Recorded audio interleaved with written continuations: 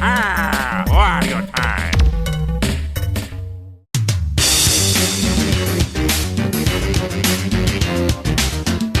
Did you know? Wario first appeared in the 1992 Game Boy title Super Mario Land 2: 6 Golden Coins. The game was developed by Nintendo's R&D 1 team, who made Metroid and Kid Icarus. R&D 1 avoided working on franchises they didn't have a hand in creating, and found it much easier to invest in characters they had made themselves. This led to them creating Wario to act as Super Mario Land 2's antagonist. Wario was an exaggerated opposite of Mario, and the team believed he helped symbolize their situation. The character proved to be very popular and even took over the Mario Land series of games, which became Wario Land. In Wario Land 2, Wario can undergo special transformations when hit by enemy attacks. One such enemy is a penguin that throws balls. Getting hit by these balls will cause Wario to turn red and stagger around uncontrollably until doused with water, which seemed to make little sense. However, in the original Japanese version of the game, the penguins threw mugs of beer rather than balls. Wario was intoxicated by the beer when hit, but this was censored in the West. The Wario Land series went on hiatus for around 7 years, but saw a revival on the Wii with the release of Wario Land Shake It. The game's producers Takahiro Harada and Etsunobu Ibisa wanted to make the ultimate 2D game with Shake It.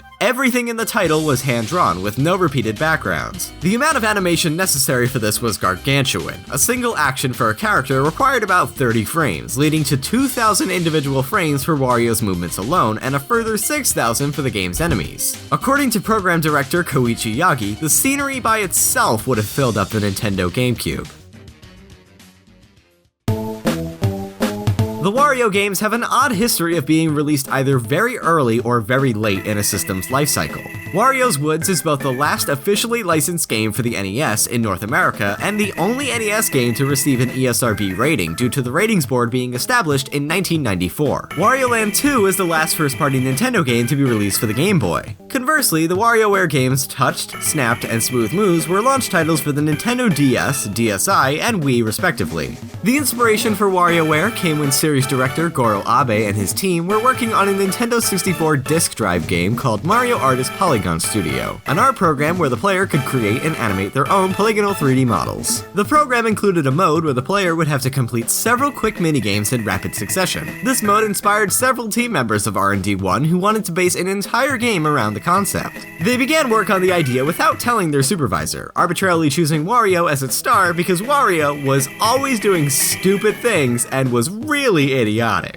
When the team members eventually came clean, the project was approved, and WarioWare Inc. Mega Micro Games was released for the Game Boy Advance. In explaining the game's concept, Abe stated, "With the first WarioWare game, it wasn't so much the specific character of the game that marked it out, but rather that Nintendo was quite a different company back then. Both inside and outside of the company, there was a distinct image that we only produced Nintendo-style games. WarioWare was born out of a desire to depart from the norm, with that particular kind of fun that you only get when you make something different." When Nintendo decided to release WarioWare Touched as a launch title for the DS, the team was already deep in development on WarioWare Twisted for the Game Boy Advance. In order to get Touched off the ground, a new team was assembled. However, almost every member of the team was a newcomer to the series, and they struggled to capture the humor of a WarioWare game. This prompted series producer and Metroid co-creator Yoshio Sakamoto to step in. When work on Twisted was complete, the regular WarioWare team also helped to ensure Touched humor was in line with the rest of the series, and that the game was finished in time for the DS's launch. The game's release, however, generated some controversy. One of the unlockable in-game extras was a record that played Ashley's song, and the player could spin this record on the touchscreen to control the song's speed. According to some, if the record was spun fast enough, it would produce a voice saying, "I have granted kids to hell."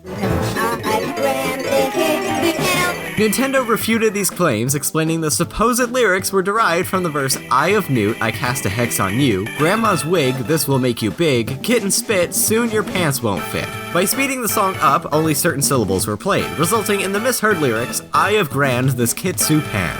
In the Japanese version of Ashley's song, she casts the spell. When read backwards, the spell says, "Umedo in Wario is Junanuba 1," or roughly, Made in Wario is number 1, Made in Wario being the Japanese name for the WarioWare series.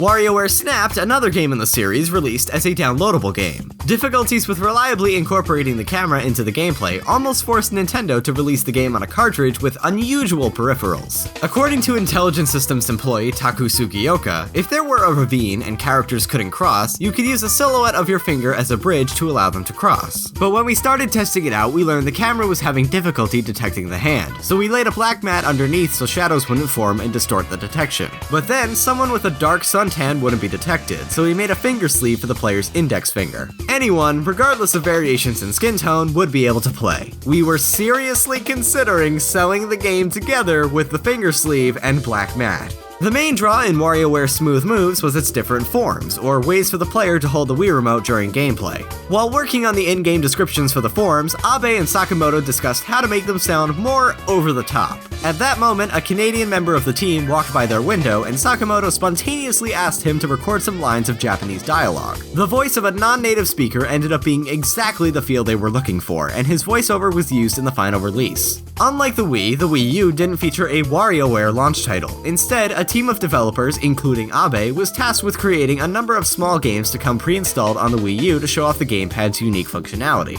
The team came up with so many ideas that they decided to produce a standalone title instead. However, the ideas were so different from each other that they had difficulty tying them together thematically. About a year into development, the team decided to use WarioWare characters to provide a unifying narrative for the collection, and the project became Game & Wario. The creative freedoms that developers had with Wario allowed them to give him more personality. One example can be found in Wario World for the GameCube. The game is known for its grating pause screen music, where Wario endlessly sings a mocking tune. However, if the player withstands Wario's song for a full 50 minutes, he will actually apologize to them.